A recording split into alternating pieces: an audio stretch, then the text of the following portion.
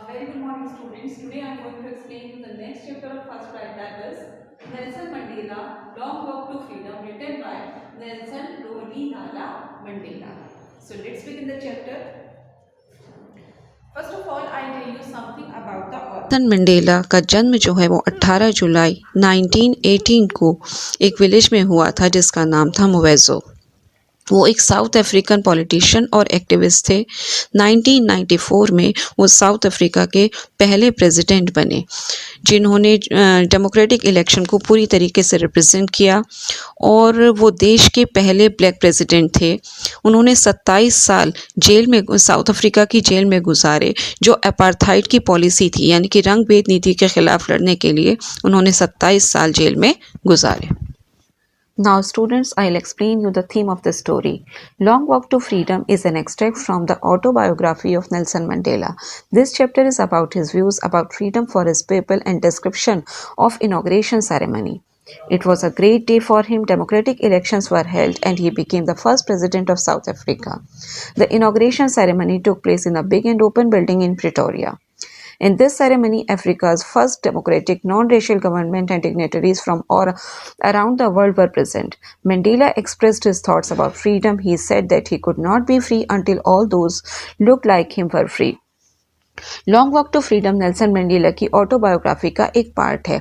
इस लेसन में Nelson Mandela के अपने लोगों के प्रति स्वतंत्रता को लेकर जो विचार थे और जो इनॉग्रेशन सेरेमनी थी यानी उद्घाटन समारोह के वर्णन के बारे में बताया है।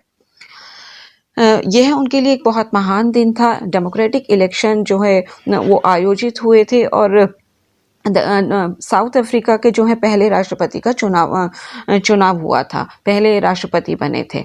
जो उद्घाटन समारोह प्रिटोरिया के एक बहुत बड़े और खुली हुई बिल्डिंग में आयोजित हुआ और इस सेलिब्रेशन में, इस समारोह में अफ्रीका की जो first democratic non racial government यानी कि पहली लोकतांत्रिक गैर जातीय सरकार और पूरे वर्ल्ड के जितने भी डिग्निटरीज थे वो सब प्रेजेंट थे। मंडेला ने इंडिपेंडेंस के प्रति यानी कि स्वतंत्रता के प्रति अपने जो विचार थे वो प्रकट किए। उन्होंने कहा कि वह तब तक स्वतंत्र नहीं हो सकता जब तक कि उनके जैसे दिखने वाले सारे लोग स्वतंत्र ना हो। Now students, I'll explain you the summary of this chapter. It was 10th May 1994, clear and bright day. Many famous leaders and dignitaries from all over the world had been coming there to pay respect to him. Before the inauguration ceremony took place in a large open building in Pretoria. All gathered here for the installation of South Africa's first democratic non-racial government. His daughter Zenani also accompanied him in this ceremony. First of all, Mr. D. Clark sworn in as second deputy president. Then Thabo Mbeki was sworn in as the first deputy president. After that, it was the turn of Mandela.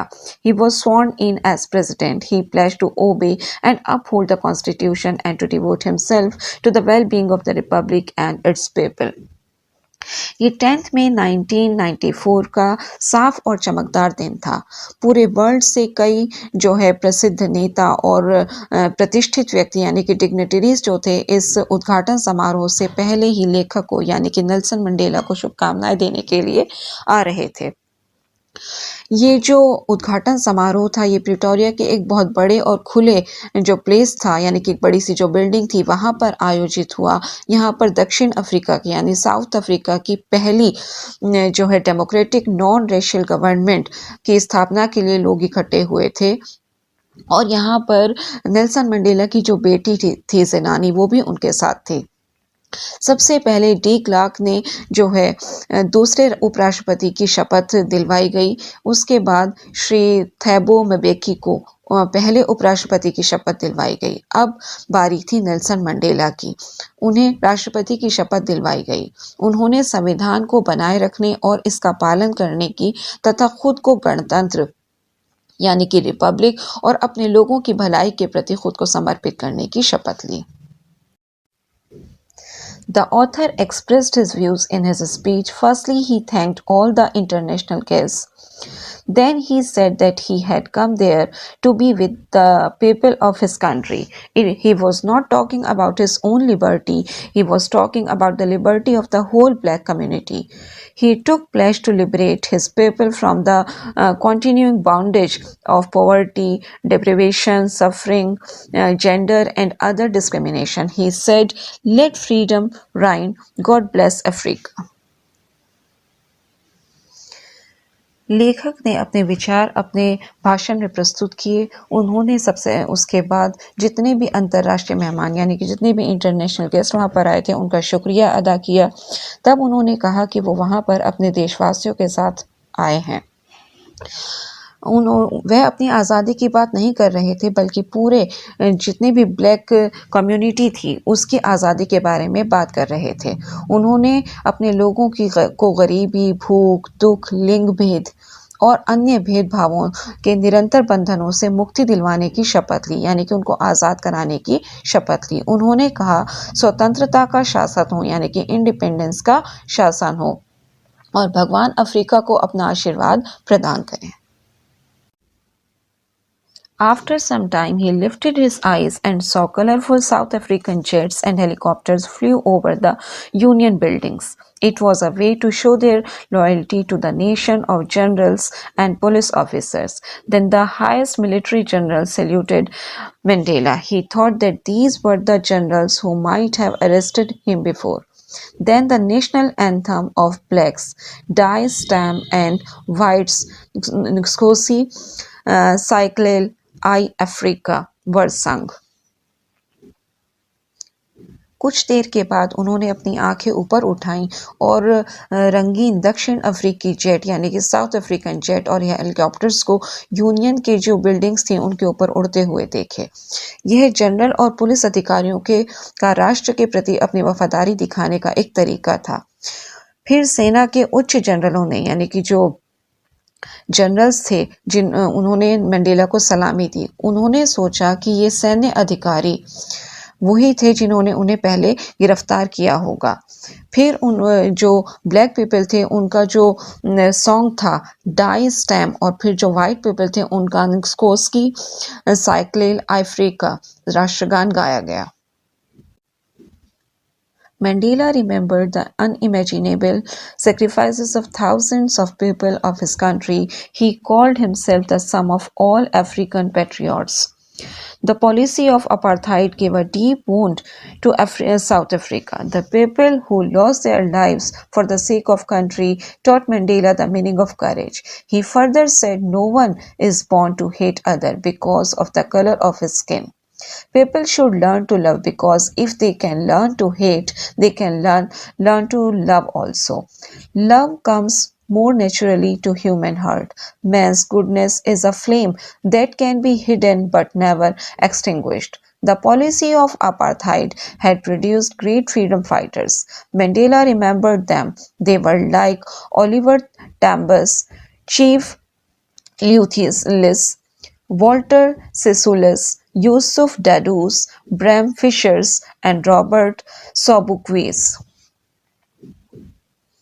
Mandela ने अपने देश के हजारों लोगों के जो अकल्पनीय यानी कि अनइमेजिनेबल जो बलिदान थे उनको याद किया। उन्होंने अपने आप को सभी जो अफ्रीकन देशभक्त थे उनका एक समावेश कहा। रंग भेद की नीति यानी कि जो अपार्थाइड की पॉलिसी थी उसने दक्षिण अफ्रीका के लोगों को गहरा घाव दिया था। वे लोग जिन्होंने देश की खातिर अपनी जानें गंवा दी, उन्होंने मंडेला को साहस का मतलब सिखाया। आगे उन्होंने कहा कि कोई भी किसी दूसरे व्यक्ति से उसकी जो स्किन है उसके कलर की वजह से जन्म से नफरत नहीं कर सकता। लोगों को प्रेम करना सीखना चाहिए क्योंकि अगर वो नफरत करना सीख सकते हैं तो प्रेम करना भी सीख सकते हैं। मानवीय दिलों में सबसे ज़्यादा प्रेम जो है यानी कि लव जो है वो नेचुरल रूप से आता है, स्वाभाविक रूप से आता है। मनुष्य की अच्छाई एक ज्योति की तरह होती है, एक रोशनी की तरह होती है जिसे छिपाया तो जा सकता है लेकिन पूरी तरह से एक्सटिंग्विश यानी कि बुझाया नहीं जा सकता। अपार्थाइड की पॉलिसी यानी कि रंग भेद की नीति ने महान स्वतंत्रता सेनानी पैदा किए। मंडेला ने उन्हें याद किया। ये थे ओलिवर टैबोस, chief Luthuli, Walter Sisulu, Yusuf Dadoo, Bram Fishers and Robert Sobukwe's. Further, Mandela told about man's obligation or duties. Every man has two duties to his family and to his community and country. It was very difficult for Mandela to perform or fulfill his both the duties because in South Africa, black people were punished if they lived with their families. They were not allowed to do their duties towards their family. आगे Mandela ने मनुष्य की जिम्मेदारियों और उनके कर्तव्यों के बारे में बताया। हर मनुष्य की दो कर्तव्य होते हैं, एक अपने परिवार के प्रति और दूसरे अपने समुदाय और देश के प्रति। मंडेला के लिए दोनों ही कर्तव्यों को निभाना बहुत मुश्किल था, क्योंकि साउथ अफ्रीका में ब्लैक पीपल को अपनी फैमिली के साथ रहने पर पनिशमेंट दिया जाता था। उन्हें अपनी फैमिली के प्रति कर्तव्यों को निभाने की अनुमति नहीं थी। Mandela was not born with a hunger to be free. He was born free. He was free to play in his childhood. He was free as long as he obeyed his father and customs of his tribe. But after some time, he felt that his freedom was an illusion. His freedom was already taken from him. When he was a student, he wanted freedom to read and go where he chose. As a young man in Johannesburg, he wanted freedom as per his potential. He also wanted freedom of marrying and having a family. Mandela स्वतंत्र होने की भूख लेकर पैदा नहीं हुए थे, वो स्वतंत्र थे। उन्हें बचपन में खेलने की स्वतंत्रता थी। वो स्वतंत्र थे जब तक उन्होंने अपने पिता की आज्ञा का पालन किया और अपनी ट्राइब यानी कि अपने कबीले के रीति रिवाजों का पालन किया। लेकिन कुछ समय बाद उन्होंने रियलाइज किया, ये महसूस किया कि उनकी स्वतंत्रता एक वहम है, एक इल्यूशन है। उनकी स्वतंत्रता उनसे पहले ही छीन ली गई थी। जब वो एक स्टूडेंट थे, वह पढ़ने की तथा अपनी मर्जी से कहीं भी जाने की आज़ादी चाहते थे। एक युवा व्यक्ति के रूप में जोहान्सबर्ग में वो अपनी कैपेबिलिटी के अनुसार आज़ादी चाहते थे। वह शादी करने की और अपने फैमिली होने की एक जो है इंडिपेंडेंस चाहते थे, स्वतंत्रता चाहते थे। But gradually he saw that he was not free like other people of his country. He wanted to make them also free. Then he joined the African National Congress. Now the freedom of his people was more important for him. It gave him and made him bold. The chains of his people became chains for him also. लेकिन धीरे धीरे उन्होंने देखा कि वह भी अपने देश के दूसरे लोगों की तरह स्वतंत्र नहीं थे।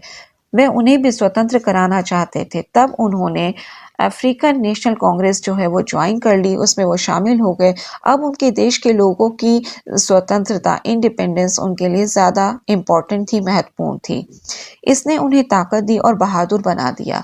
उनके लोगों की जंजीरें उनकी भी जंजीरें बन गईं। He knew that oppressor must be liberated as the oppressed. If a man who takes away another man's freedom is prisoner of hatred, one is not free if one is taking someone's freedom. Both the oppressed and oppressor are robbed of their humanity. वो जानते थे कि oppressor जो है उसको भी oppressed की तरह स्वतंत्र किया जाना चाहिए। एक आदमी जो दूसरे आदमी की स्वतंत्रता छीनता है, वो नफरत के समान हो जाता है। आदमी जो स्वतंत्र नहीं है, वह यदि वह किसी की स्वतंत्रता छीनता है, तो फिर ऑप्रेस्ड और जो ऑप्रेसर होता है, दोनों से ही मानवता जो है वो अलग हो जाती है।